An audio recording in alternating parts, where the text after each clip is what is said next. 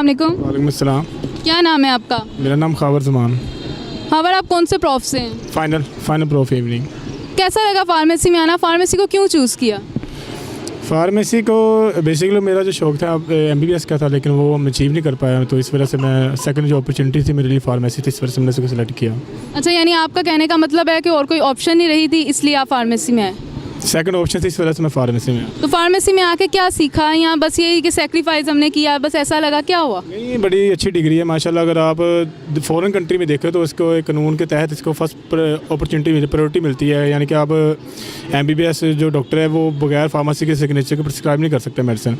लेकिन चूँकि यहाँ पर कानून डिफरेंट है, पाकिस्तान में अपनी मर्ज़ी चलती है हर बंदे की, तो इस वजह से यहाँ पर भी इसका काफ़ी माशाल्लाह स्कोप बन चुका है। जब हम आए थे नहीं इतना पता था, लेकिन अब काफ़ी हद तक हमें इसके बारे में यानी नॉलेज अवेल हो चुका है कि क्या क्या अपॉर्चुनिटी है। अच्छा, अब मैं आप इस वक्त प्रोग्राम फटफट का हिस्सा हैं। क्या मैं आपसे एक क्वेश्चन करूं या कुछ शेयर करना चाहेंगे? नहीं, आप क्वेश्चन करें मुझसे। क्वेश्चन करूं। अच्छा, आप बताएं वो कौन सी ऐसी चीज़ है जो हमारे हाथों में तो होती है लेकिन हमें नज़र नहीं आती? जो हमारे हाथों में होती है लेकिन हमें नज़र नहीं आती। जो चीज़ है हमारे हाथ में लेकिन हमारे हाथ क्योंकि हाल ही लगते हैं, लेकिन वो चीज़ हमारे हाथ में होती है और हमें नज़र नहीं आती।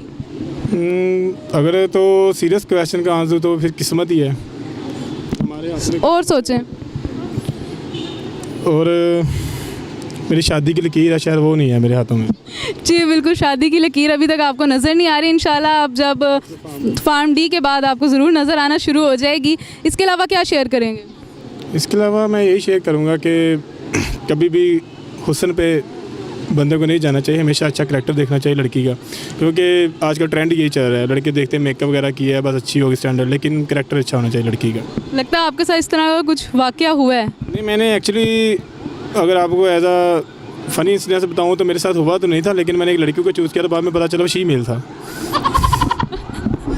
ठीक है, बहुत शुक्रिया आपका, थैंक यू सो मच। बहुत ही ज़बरदस्त एक्सपीरियंस शेयर किया इन्होंने।